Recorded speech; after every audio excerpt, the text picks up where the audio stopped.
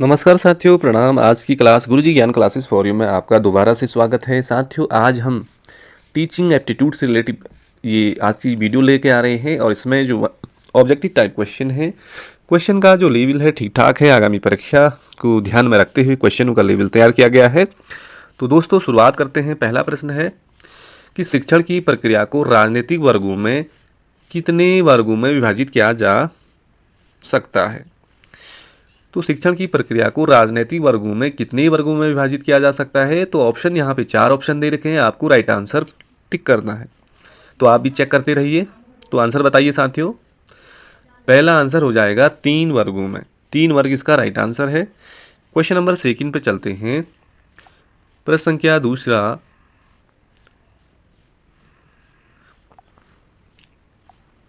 Second question पे चलते हैं। एक राष्ट्र की राजनीतिक प्रणाली वहाँ के शिक्षण को किस प्रकार प्रभावित करती है? तो एक राष्ट्र की जो राजनीतिक प्रणाली है वहाँ के शिक्षण को किस प्रकार प्रभावित करती है? तो आंसर आपके सामने है साथियों।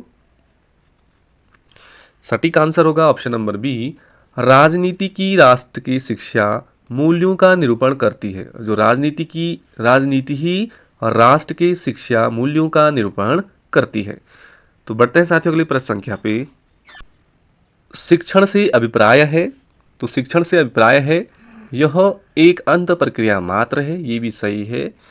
सेकंड है एक परिपक्व तथा दूसरे अपरिपक्व व्यक्ति के मध्य संबंध है, ये भी सटीक है। थर्ड देखें, सीखने में सहायक प्रक्रिया है, ये भी सही है। तो टीचिंग क्या है? लगभग ऑप्शन नंबर डी के साथ चलते हैं। उपरोक्त सभी ऑप्शन ठीक है। नेक्स्ट क्वेश्चन पे चलते हैं साथियों। क्वेश्चन नंबर 4, शिक्षण किन परिस्थितियों में संभव नहीं है? टीचिंग कार्य यदि करना है तो परिस्थितियां कैसी होनी चाहिए? विद्यालय के बाहर, ऑप्शन नंबर बी बिना पाठ्यक्रम के, ऑप्शन नंबर सी दो परिपक्व व्यक्तियों के मध्य जो किसी एक समान विषय में परंपरागत है, ऑप्शन नंबर डी उपरोक्त में से सभी परिस्थितियां यदि आती हैं तो वहाँ पे शिक्षण कार्य करना बहुत कठिन है।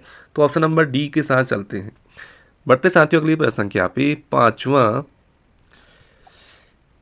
कि निम्न में से किस एक प्रक्रिया की ओर शिक्षण प्रक्रिया संकेत नहीं करती है? वो कौन सी प्रक्रिया है जिस ओर शिक्षण प्रक्रिया संकेत नहीं करती है? पहला है ऑप्शन देखिए, अंत प्रक्रिया, ये तो सही है। सतत प्रक्रिया, ये भी ठीक है। व्यावसायिक प्रक्रिया, ये तीनों की ओर शिक्षण प्रक्रिया संकेत तो करती है लेकिन नहीं कह रहा है यहाँ पे। तो ऑप्शन नंबर डी के साथ चलेंगे।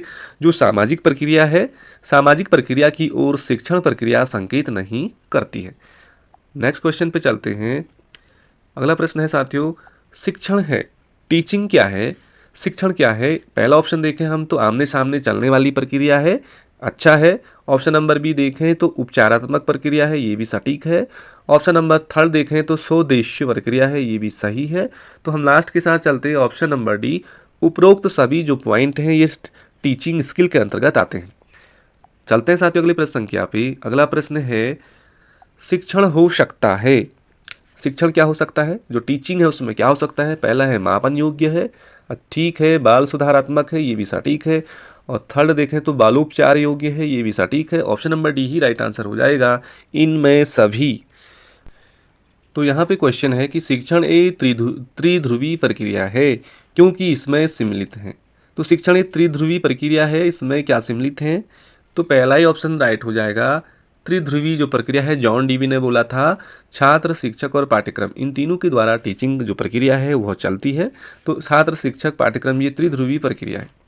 बढ़ते साथियों अगली प्रश्न संख्या पे। प्रश्न संख्या 9, शिक्षण में संप्रेषण होता है, जो टीचिंग है उसमें संप्रेषण होता है।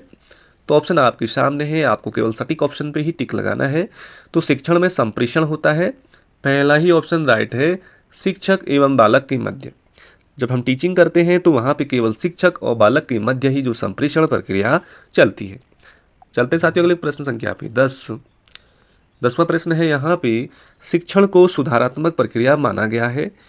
शिक्षण को सुधारात्मक प्रक्रिया माना गया है क्योंकि यहाँ पे 4 ऑप्शन है। सटीक ऑप्शन को आपको पढ़ना है साथियों। तो क्योंकि हो जाएगा answer option number B right हो जाएगा। इसमें शिक्षण बाल व्यवहार में अपेक्षित सुधार करते हैं। इसमें शिक्षण बाल व्यवहार में अपेक्षित सुधार करते हैं। तो बढ़ते हैं साथियों अगली प्रश्न संख्या पे। अगला क्वेश्चन है साथियों यहाँ पे 11वां कि सतत प्रक्रिया से अभिप्राय है। तो सतत अभिक्रिया से अभिप्राय हो जाएगा 11वां का ऑप्शन नंबर डी, घर एवं स्थान हर क्षण चलने वाली प्रक्रिया। घर एवं स्थान पर हर क्षण चलने वाली जो प्रक्रिया है वो सतत प्रक्रिया के अंतर्गत आ जाता है। बढ़ते साथियों प्रश्न संख्या 12 पे। 12वां प्रश्न है यहाँ पे उत्तम शिक्षण की विशेषता है।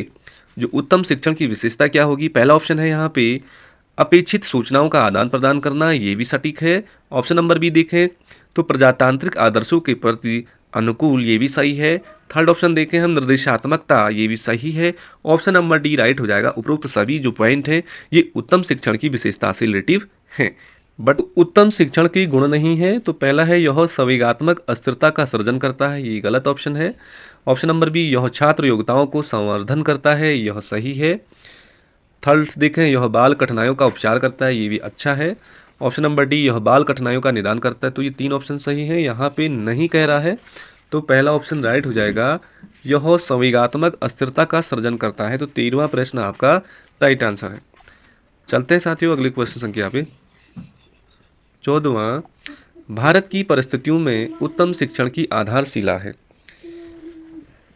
भारत की परिस्थितियों में उत्तम शिक्षण की आधारशिला है, आपका राइट आंसर चेक करना है हमें। तो ऑप्शन नंबर डी राइट है, ऑप्शन नंबर डी राइट हो जाएगा। पहला है छात्र योग्यताओं का संवर्धन, प्रजातांत्रिक मूल्य, शिक्षक एवं मित्र एवं दार्शनिक। तो 14वें का option number D right answer होगा। बढ़ते साथियों अगले प्रश्न संख्या पे 15वां प्रश्न है यहाँ पे कि शिक्षण उद्देश्यों के आधार पर शिक्षण को वर्गीकृत किया जाता है। तो पहला ऑप्शन है यहाँ पे ज्ञानात्मक, भावात्मक और क्रियात्मक। ये पहला ही ऑप्शन राइट हो जाएगा कि जो शिक्षण के उद्देश्य के आधार पर शिक्षण को क्लासिफाई किया गया है 3 में, ज्ञानात्मक, भावात्मक और क्रियात्मक। बढ़ते साथियों अगले प्रश्न संख्या पे 16वां कि ज्ञानात्मक उद्देश्य का संबंध है। जो ज्ञानात्मक उद्देश्य उनका संबंध किससे हो जाएगा? तो पहला ही ऑप्शन राइट हो जाएगा, मानसिक योग्यताओं से। ज्ञानात्मक उद्देश्य का संबंध है मानसिक योग्यताओं से। बढ़ते अगले प्रश्न संख्या पे 17वां कि मानसिक योग्यताओं में समाहित है। जो मानसिक योग्यता है उनमें कौन कौन सी चीज़ें समाहित की गई है? तो पहला ही ऑप्शन राइट है, मानसिक में स्मृति हो गया, तर्क हो गया, चिंतन हो गया, सृजनात्मकता। तर्क, स्मृति, चिंतन और सृजनात्मकता, यही पहला ऑप्शन राइट है। ये सारे मानसिक योग्यताओं के अंदर आते हैं। अगला प्रश्न है 18वां, शिक्षा में 3H से अभिप्राय है। 3H 18वां प्रश्न देखें हम तो 3H का जो फुल फॉर्म होगा साथियों एजुकेशन में, तो H हेड, हार्ट और हैंड। पहला ऑप्शन ही राइट है, हेड, हार्ट और हैंड 3H का से अभिप्राय है। अगला क्वेश्चन चलते हैं 19वां क्वेश्चन देखें हम, प्रशंसनीय गुणों एवं मूल्यों शिक्षण के किस क्षेत्र में रखा जाता है? जो प्रशंसनीय गुण होते हैं, मूल्य और शिक्षण के किस जो गुण और मूल्य होते हैं शिक्षण के किस क्षेत्र में रखा जाता है? तो पहला ही ऑप्शन राइट है, भावात्मक क्षेत्र के अंतर्गत। भावात्मक क्षेत्र इसका राइट आंसर हो जाएगा। बढ़ते साथियों 20वां प्रश्न पे कि 20वां क्वेश्चन देखें हम यहाँ पे, मनोगत्यात्मक का अर्थ है। मनोगत्यात्मक का अर्थ क्या हो जाएगा साथियों? यहाँ पे मनोगत्यात्मक मन से रिलेटिव है, तो ऑप्शन नंबर सी के साथ चलेंगे कि मानसिक योग्यताएं ही वास्तविक व्यवहार में अभिव्यक्त होती हैं। जो मानसिक योग्यताएं ही वास्तविक व्यवहार में अभिव्यक्त होती हैं, ये मनोगत्यात्मक का सही अर्थ है। अगला क्वेश्चन चलते हैं दोस्तों 21 पे चलते हैं कि मानसिक क्रियाएं एवं समस्त अभिव्यक्त मानव व्यवहार को संग्रहित करते हैं। क्वेश्चन आपको ढंग से पढ़ना है। क्वेश्चन नंबर 21वां है कि मांसपेशी क्रियाएं एवं समस्त अभिव्यक्त मानव व्यवहार को संग्रहित करती है। तो अभी पढ़ा हमने, ये भी ऑप्शन नंबर सी राइट हो जाएगा, मनोगत्यात्मक शिक्षण के अंतर्गत। ऑप्शन नंबर सी आपका राइट आंसर है। अगला क्वेश्चन है साथियों, स्मृति स्तर पर शिक्षण का संभावित संबंध छात्र के निम्नलिखित व्यवहार से होगा। 24वां का आपको देखना है कि जो स्मृति स्तर पर शिक्षण का संभावित संबंध छात्र के किस व्यवहार से होगा। तो यहाँ पे पहला ऑप्शन है पुनर्वहन, ऑप्शन नंबर बी बोध, ऑप्शन नंबर बी पहचान सी। तो स्मृति स्तर पर जो शिक्षण का संभावित संबंध छात्र के व्यवहार से होगा, इसमें ऑप्शन नंबर डी के साथ चलेंगे, राइट हो जाएगा। पुनर्वहन और बोध, ये दोनों ऑप्शन सही हैं, तो option number D right answer. प्रश्न संख्या 25वां देखते हैं साथियों। एक उत्तम शिक्षक को न्यूनतम ढंग से किस स्तर तक शिक्षण करना चाहिए? जो एक उत्तम शिक्षक है उसको न्यूनतम ढंग से किस स्तर तक शिक्षण करना चाहिए? लगभग यहाँ पे 4 ऑप्शन दे रखे हैं, अवबोध स्तर, चिंतन स्तर, स्मृति स्तर, मूल्यांकन स्तर। तो उत्तम शिक्षक को जो न्यूनतम ढंग से कह रहा है कौन से स्तर तक शिक्षण करना चाहिए, तो पहला ही ऑप्शन राइट हो जाएगा, अवबोध स्तर, अवबोध स्तर तक। बढ़ते हैं प्रश्न संख्या 26 पे। प्रश्न संख्या 26 है साथियों, शिक्षक को उत्तम शिक्षण को चिंतन स्तर पर पहुंचाना चाहिए। शिक्षक को उत्तम शिक्षण को, जो शिक्षक है उत्तम शिक्षण को चिंतन स्तर पर पहुंचाना चाहिए। तो ऑप्शन है यहाँ पे पहला ऑप्शन राइट है, प्रतिभाशाली कक्षा में। जो प्रतिभाशाली कक्षा होती है वहाँ पे शिक्षक को जो उत्तम शिक्षण कार्य है उसे चिंतन स्तर तक पहुँचाना चाहिए। अगला क्वेश्चन है साथियों 27वां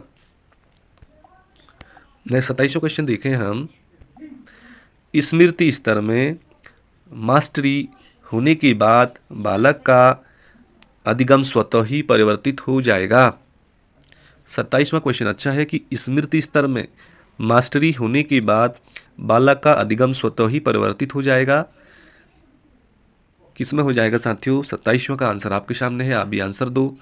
पहला ही राइट हो जाएगा, अवबोध स्तर में, अवबोध स्तर में। अगला क्वेश्चन है 28वां। शिक्षण एक सात्यांक है। शिक्षण एक सात्यांक है जिसमें स्मृति स्तर से लेकर चिंतन स्तर तक की दूरी तय की जाती है। यहाँ इन दोनों के मध्य के अनिवार्य पड़ाव को कहते हैं। तो क्या कहते हैं? पहला ही ऑप्शन राइट हो जाएगा, सृजनात्मक स्तर, जिसमें स्मृति स्तर से लेकर चिंतन स्तर तक की दूरी तय की जाती है। तो यहाँ पे जो पड़ाव आता है, जो स्तर आता है, वो आता है सृजनात्मक स्तर। क्वेश्चन नंबर 21 देखें साथियों। 29 जो आपका क्वेश्चन है ये क्या है? नेटवर्क। शिक्षण को स्वरूप के आधार पर वर्गीकृत किया जा सकता है। जो शिक्षण है उसको स्वरूप के आधार पर वर्गीकृत किया जा सकता है। इसका जो राइट आंसर आपको ढूंढना है कि शिक्षण को स्वरूप के आधार पर वर्गीकृत किया जा सकता है। पहला ऑप्शन ही राइट है, वर्णनात्मक, निदानात्मक, उपचारात्मक रूपों में। तो वर्णनात्मक हो गया, निदानात्मक हो गया और उपचारात्मक स्वरूप में। तो पहला ही ऑप्शन इसका राइट है, स्वरूप के आधार पर, वर्णनात्मक, निदानात्मक और उपचारात्मक। बढ़ते साथियों अगली प्रश्न संख्या पे 30 और आज का ये आखिरी क्वेश्चन है साथियों। क्वेश्चनों का लेवल आपने देख लिया होगा, ठीक ठाक है। निदानात्मक शिक्षण की आवश्यकता अनुभव की जाती है। जो निदानात्मक शिक्षण की आवश्यकता अनुभव की जाती है, तो इसका जो सटीक आंसर है आपको ढूंढना है। तो इसका पहला ऑप्शन ही राइट हो जाएगा, छात्र किसी क्लिष्ट तथ्य को समझने में असमर्थ हैं। छात्र पढ़ने से जी चुराते हैं, ये सही नहीं है। छात्र किसी तथ्य को पढ़ने में असमर्थ हैं, ये सही नहीं है। उपरोक्त में से कोई नहीं। निदानात्मक शिक्षण की आवश्यकता, जहाँ पे ज़्यादा अनुभव है तो छात्र किसी क्लिष्ट तथ्य को समझने में असमर्थ हैं। तो पहला ऑप्शन ही राइट है, यहाँ पे निदानात्मक शिक्षण की बहुत ज़्यादा आवश्यकता है। तो साथियों ये 30 बहुविकल्पी टाइप क्वेश्चन थे और क्वेश्चनों का जो क्रम है ना बहुत ठीक ठाक लेवल का है। कुछ इसी तरह के क्वेश्चन बनने वाले हैं और आज हमने इस वीडियो में 30 तक के क्वेश्चन पढ़ लिए हैं। अगली वीडियो में इससे आगे के क्वेश्चन पढ़ने के लिए आप चैनल को जल्द नोटिफिकेशन ऑन करें। तो मिलते हैं साथियों अगली वीडियो में, तब तक के लिए जय हिंद, जय भारत, जय उत्तराखंड।